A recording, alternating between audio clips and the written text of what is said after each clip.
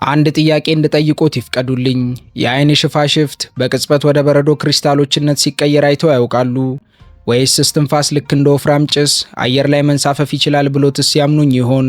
ግድ የለም ቢያንገራግሩም አልፈርድቦትም። ጥቂት ብቻ ግን ይታገሱኝ። ዛሬ ከ350 ሺህ የሚልቁት ነዋሪዎቿ መርጠዋት ሳይሆን ከሷ ውጭ የሚያውቁት ምድር ስለሌለ ወደዋት ወደሚኖሩባት አንዲት የበረዶ ሲኦል ወደ ሆነች ከተማ ይዣችሁ ተማለው። ትንሽ አየር ንብረቷ ከበድ ስለሚል ምንም እንኳን በዲጂታል መስኮት ቢመለከቱኝም ያብዬን ኩታ ጣል ቢያደርጉ ብዬ መክሮታለው። ለምን ካሉኝ ዛሬ የምወስዶት ቦታ የሙቀት መጠኑ እስከ -71 ዲግሪ ሴልሺየስ በታች የሚወርድበት የምድራችን ቀዝቃዛው ከተማ ላይ ነው። አዎ በትክክል ሰምተውኛል። -71 ዲግሪ ሴልሺየስ። በዚህ ቅዝቃዜ ውስጥ የፈላ ውሃን ወደ ላይ ቢረጩት መሬት ሳይነካ ወደ በረዶነት ይቀየራል። አሳ ከውሃ ወጥቶ በ10 ሴኮንድ ውስጥ ድንጋይ ይሆናል። እዚህ መኪና ማጥፋት ክልክል ነው። ተሳስተው ካጠፉት አይደለም በስታርተር በጸሎትና በሱባኤም አይነሳም። ሌላም ልጨምሩሎት። ልጣጩን ከግራና ከቀኝ እየላጡ የሚያጣጥሙት ሙዝ እንኳን እዚህ ለደቂቃዎች ከቤት ውጪ ቢቀመጥ እንደ መዶሻ ጠንክሮ ሚስማር ለመምታት ማገልገል ይችላል።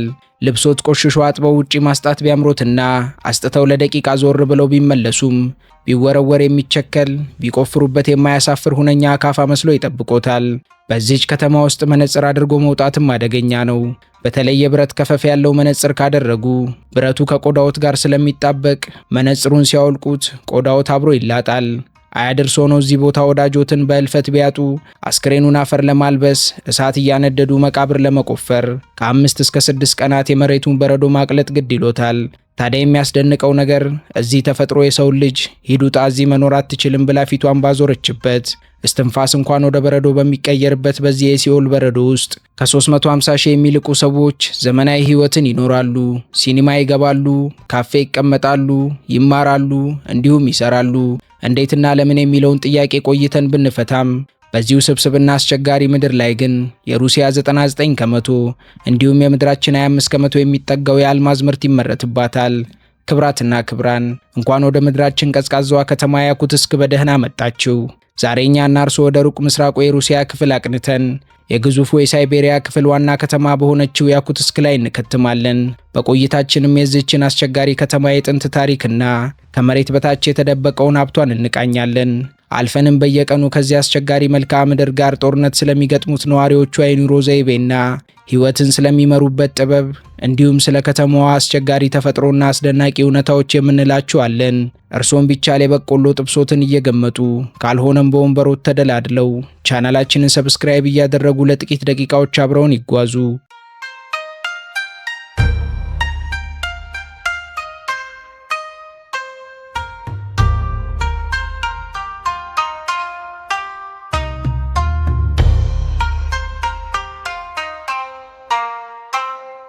ያኩትስክ የምትገኘው በሩሲያ ሩቅ ምስራቅ ክፍል በግዙፉ የሳይቤሪያ ክልል ውስጥ ሲሆን የግዙፉ የሳይቤሪያ ክልልም ዋና ከተማ ናት። የከተማዋ ስፋትም ወደ 122 ስኩዌር ኪሎ ሜትር ይጠጋል። ነገር ግን የምትገኝበት የሳካ ሪፐብሊክ ወይንም የያኩቲያ ክልል ብቻውን ከመላው የህንድ ሀገር የቆዳ ስፋት ይበልጣል። በታላቁ የሳይቤሪያ ልብ ውስጥ የምትገኘውን ያኩትስክን በካርታ ላይ ለማግኘትም ከሞስኮ በስተ ምስራቅ 4800 ኪሎ ሜትሮችን መጓዝ ይጠበቅብናል። ይህ ርቀትም የዋዛ አይደለም፣ ከመላው አውሮፓ ስፋት ጋር የሚበልጥና የሚስተካከል እንጂ። ይህች ከተማ የተገነባችውም በታላቁ የሌና ወንዝ ምዕራባዊ ዳርቻ ላይ ነው። ይህ ወንዝ በዓለም ላይ ካሉ ረዥም ወንዞች ውስጥ አንዱ ሲሆን ለያኩትስክ የህይወት መስመር እስትንፋሷ ነው። የሚገርመው ነገር ግን በዚህ ወንዝ ላይ አንድም ድልድይ የለም። በክረምት ወቅቶች ወንዞች ሲቀዘቅዙ ህዝቡ በላዩ ላይ በመኪና ይሻገራል። በበጋ ደግሞ በጀልባ እየቀዘፈ ህይወቱን ያሳልጣል።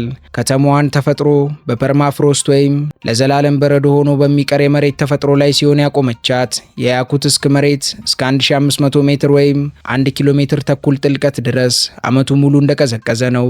በበጋ ወቅትም የላይኛው የመሬት ክፍል 1 ወይም 2 ሜትር ጥልቀት ብቻ ድረስ ሊቀልጥ ይችላል። ነገር ግን ከስሩ ያለው መሰረት እንደ ኮንክሪት ጠንካራ በረዶ ነው። በዚህም ምክንያት ያኩትስክ በፐርማፎረስት ላይ የተገነባች የዓለማችን ትልቋ ከተማ የሚል ክብርን ተቀዳጅታለች።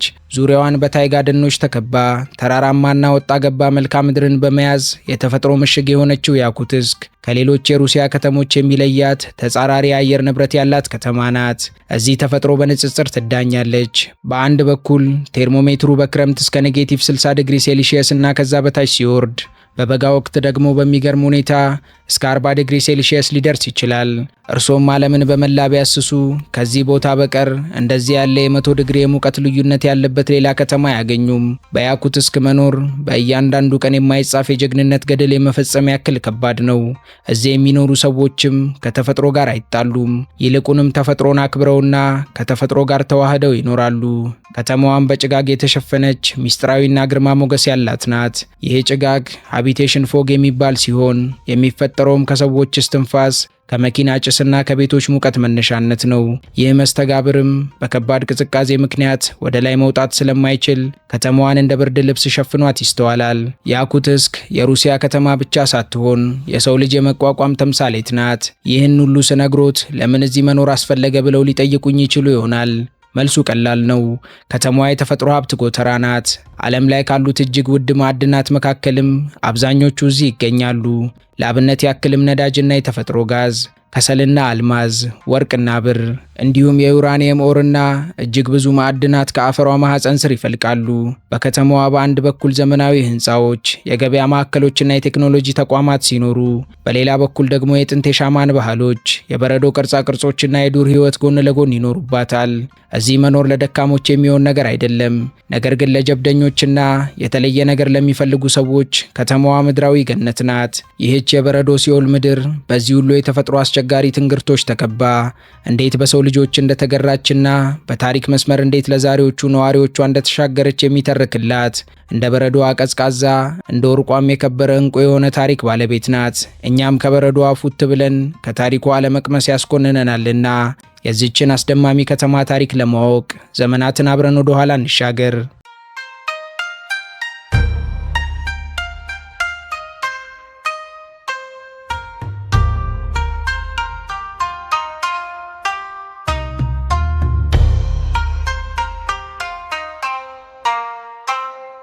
ከከተማዋ ምስረታ በፊት ይህ ምድር የቱርክ ዝርያ ያላቸው ሳካ የተባሉ ህዝቦች መፈንጫ ነበር። በ13ኛውና በ14ኛው ክፍለ ዘመን በሞንጎሊያውያን ግፊት ምክንያት እነዚህ ነገዶች ከመካከለኛው እስያ ተነስተው ወደ ሰሜን ማለትም ወደዚህ በረዷማ ምድር ተሰደዱ። እነዚህ ጠንካራና አስደናቂ ህዝቦችም ፈረሶችንና የዳልጋ ከብቶችን በዚህ ቀዝቃዛ በረሃ እያረቡ መኖር የቻሉ ብቸኛ ህዝቦች ነበሩ። የራሳቸው የሆነ ጠንካራ ባህል፣ እምነትና የጦርነት ጥበብ የነበራቸው አይበገሬ ጎሳዎችም ነበሩ። እንዲህ እንዲያያሉም በዘመናት ግዛታቸው ታፍሮና ተከብሮ እነርሱም በረዶውን ጠምዝዘው እየገሩ የህይወት መስመር ጥለው ክፍለ ዘመኖችን ተሻገሩ። ኋላም እንደ አውሮፓውያን አቆጣጠር በ1632 ዓመተ ምህረት ፒዮትር ቤኬቶቭ የተባለ የሩሲያ ኮሳክ መሪ ከወታደሮቹ ጋር በመሆን የሌናንን ወንዝ ተከትሎ መጣ። ይህ መሪም በዋናነት የሩሲያን ግዛት ለማስፋፋትና ግብር መሰብሰብን ዓላማ አድርጎ ነበር ጎራ ያለው። በግዛቱ በደረሰበት የመጀመሪያዎቹ ጊዜያት ላይም ከሳካ ህዝቦች ጋር ግጭቶች ተፈጥረው ነበር። ነገር ግን ቀስ በቀስ በመሃላቸው የንግድና የባህል ልውውጥ ተፈጠረ። ይህም በሁለቱ መካከል ውህደትና ህብረት እንዲኖር አስቻለ። ይህንን ተከትሎም ከተማዋ የሳይቤሪያን ምስራቃዊ ክፍል ለመቆጣጠር ሁላ እንደ ወታደራዊ ምሽግ ሆና እስከ ማገልገል ደርሳ ነበር። ነገሮችም በዚሁ ቀጥለው ሩሲያም እየሰፋች በ19ኛው ክፍለ ዘመን ላይ ያኩትስክን ግድግዳ እንደሌለው እስር ቤት መጠቀም ጀመረች። ሩሲያን የመሩት ነገስታትም የፖለቲካ ተቃዋሚዎቻቸውን ወደዚህ ቦታ ይልኩ ነበር። በያኩትስክም ታዋቂዎቹ ዲሴምበሪስቶች፣ ጸሐፊዎችና አብዮተኞች በግዞት ኖረውባታል። የሚገርመው ግን እነዚህ የተማሩ ሰዎች ለከተማዋ እድገት መሰረት ጣሉ። ቤተ መጻሕፍትን ከፈቱ፣ ትምህርት ቤቶችን አቋቋሙ፣ በሂደትም የከተማዋን ባህል አዘመኑ። በልሂቃኑ መሪነት የተቀየሰው እድገቷም ማሸብረቅና መታየት ጀመረ። በ20ኛው ክፍለ ዘመን ስልጣን የተቆናጠጠው የሶቪየት ህብረትም ያኩትስክን ወደ ኢንዱስትሪ ማዕከልነት ቀየራት። በተለይም በ1950ዎቹ የአልማዝ ክምችት በአካባቢው መገኘቱ የከተማዋን ታሪክ ቀየረው። ከዚያን ጊዜ ጀምሮም ያኩትስክ የሳይንቲስቶች፣ የማዕድን መሐንዲሶችና ተፈጥሮን የሚያንበረክኩ ጀብደኞች ከተማ ሆነች። ዛሬ ያኩትስክ ከ350 ሺህ የሚልቅ ህዝብ ይኖርባታል። ይህ ቁጥርም በፍጥነት እያደገ ነው። የህዝብ ስብጥሯም የሳካ ተወላጆችና የሩሲያውያን ህዝቦች ቅንጅት ውጤት ነው። የያኩትስክ ሰዎች የብረት ጽናት ያላቸው ናቸው። እዚህ ማንም ሰው ስለ ቅዝቃዜ አያማርርም፣ ምክንያቱም ቅዝቃዜው የህይወታቸው አካል ነው። ህዝቧም በጣም የተማረ ነው። በተለይም ለባህልና ለስነ ጥበብ ትልቅ ቦታንም ይሰጣሉ። የስነ ጥበብ ትኩረታቸው ተራ መስሎ ከታዩት ተሳስተዋል። አሜሪካ ሆሊውድ፣ ህንድ ደግሞ ቦሊውድ እንዳላት ሁሉ የያኩትስክ ነዋሪዎችም ሳካውድ የተሰኘ የፊልም ኢንዱስትሪ አላቸው። እዚህ የሚሰሩ ፊልሞችም በዓለም አቀፍ ደረጃ ሽልማቶችን የተቀበሉ ናቸው።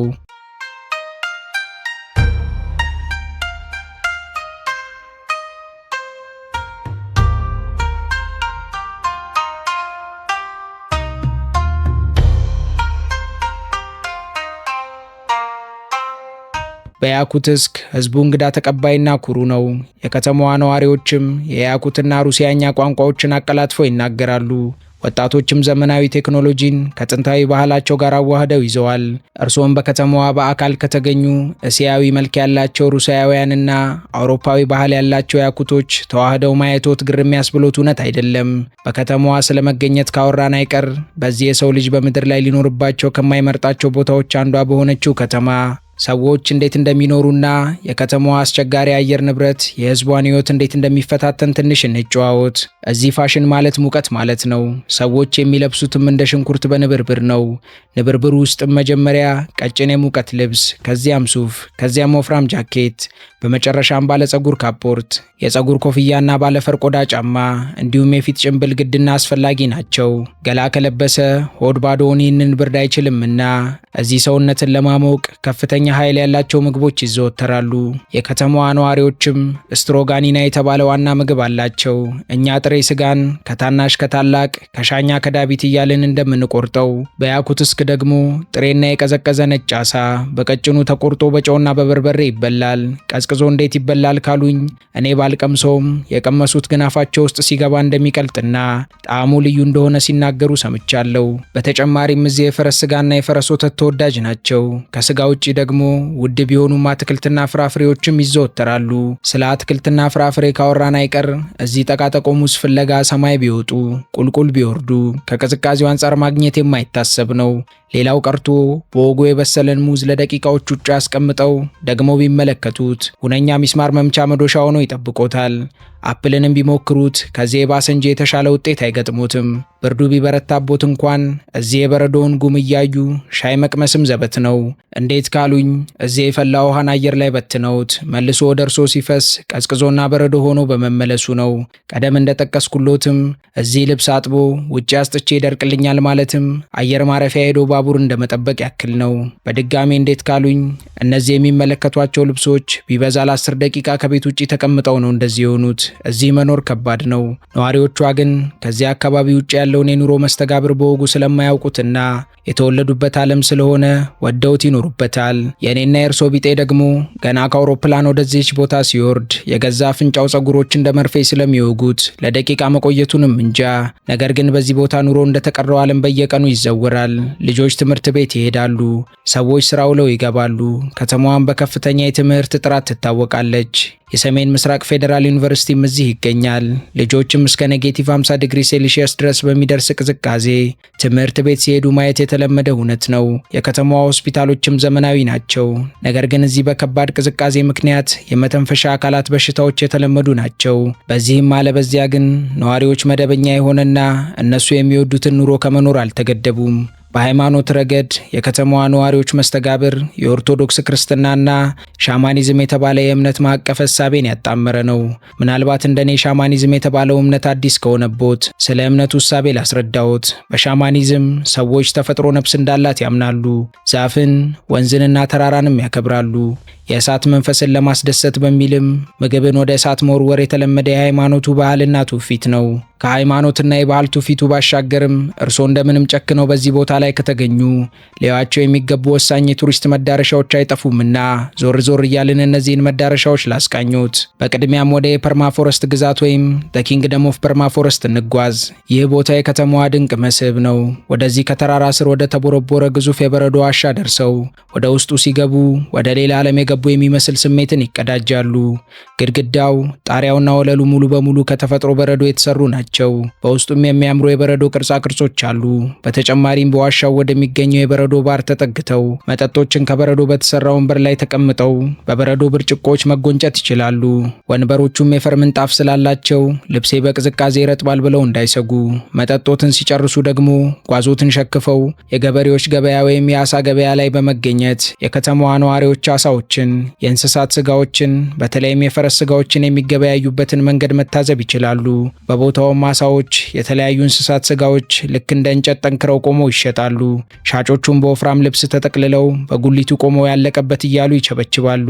በገበያው ያሻውትን ተከራክረው ሸምተው ሲያበቁ ደግሞ በዩኔስኮ ቅርስ ዝርዝር ውስጥ ተመዝግቦ የሚገኘውንና ከከተማዋ ወጣ ብሎ ያለውን የሌና ምሰሶዎችን ለመጎብኘት ወደ ምሰሶዎቹ እንጓዝ።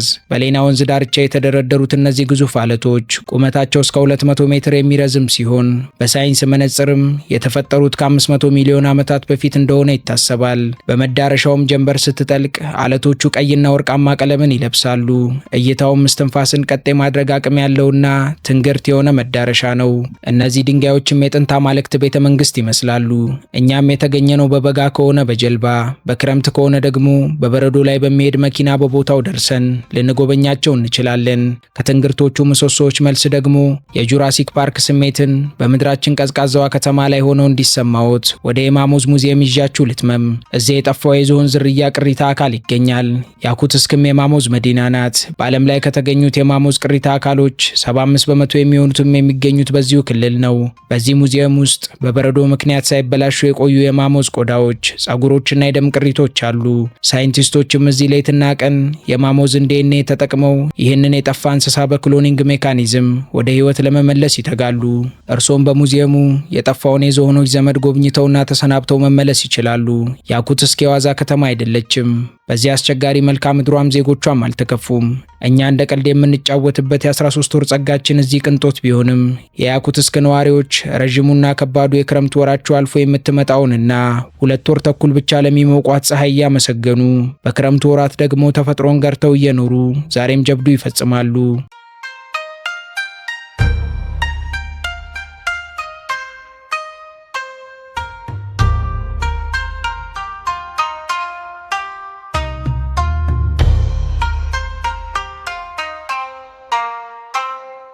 ያኩትስክ ዝም ብላ ቀዝቃዛ ከተማ ብቻ አይደለችም፣ እጅግ ሀብታም ከተማም ጭምር ናት። የኢኮኖሚ ጫንቋም የደነደነና ጠንካራ ነው። ኢኮኖሚዋም በዋናነት በአልማዝና በማዕድን ዘርፍ ላይ የተንተራሰ ሲሆን የአልማዝ ምርት የከተማዋ የጀርባ አጥንት ነው። ኤልሮሳ የተባለው ግዙፍ ኩባንያም መቀመጫውን እዚህ አድርጎ ዓለምን በአልማዝ ያጥለቀልቃል። በግዛቷም የሩሲያ 99 ከመቶ የሚሆነው አልማዝና የዓለም 25 በመቶ የሚሆነው የአልማዝ ምርት አቅርቦት ይመረታል። በተጨማሪም መሬቷ የከበሩ ድንጋዮች ጎተራ ናት። በማዕድን ዘርፍ ስርም ከወርቅ ከብርና ከጋዝ የሚገኘው ገቢ ከተማዋን ያንቀሳቅሳል። እዚህ ደሞዝ ከሞስኮና ከሴንት ፒተርስበርግ ቀጥሎ ከፍተኛ ነው። የሩሲያ መንግስትም በዚህ ቦታ የሚኖሩ ሰዎችን ለማበረታታት የሰሜን አበል ወይም ኖርዘርን አሎዋንስ የሚባል ተጨማሪ ክፍያ ይከፍላል። ደሞዙ ወፈር ያለ ቢሆንም ነገር ግን የኑሮ ውድነቱ ያን ያክል ነው። እርሶም ነዋሪ ሆኑ ጎብኚ 1 ኪሎ ቲማቲም ወይም ሙዝ ለመግዛት የሚያወጡትን ገንዘብ ሲቆጥሩት መደንገጦት አይቀሬ ነው። ያኩትስክ ማለት ይህች ናት፣ የሰው ልጅ የመንፈስ ጥንካሬ ማረጋገጫ። እዚህ ሰዎች በየቀኑ ከተፈጥሮ ጋር ትግል ይገጥማሉ፣ እናም በየቀኑ ያሸንፋሉ። ቅዝቃዜው ገላን ይወጋል፣ ነገር ግን የህዝቡ ፈገግታና እንግዳ ተቀባይነት ልብን ያሞቃል። ይህች ከተማ አልማዝን ብቻ ሳይሆን ጠንካራ ሰዎችንም ጭምር ታመርታለች።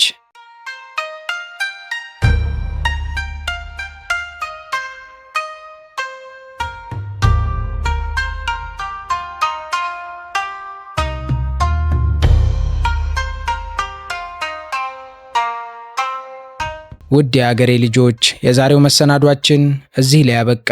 በቀጣይ መርሃ ግብር እስከምንገናኝ ድረስ ለቻናላችን አዲስ ከሆናችሁ ሰብስክራይብ በማድረግ ቤተሰብ ሁኑን። እንዲሁም ቪዲዮውን ላይክ፣ ሼር በማድረግ አበረታቱን። እስከ ቀጣይ ቸርን ሰንብት።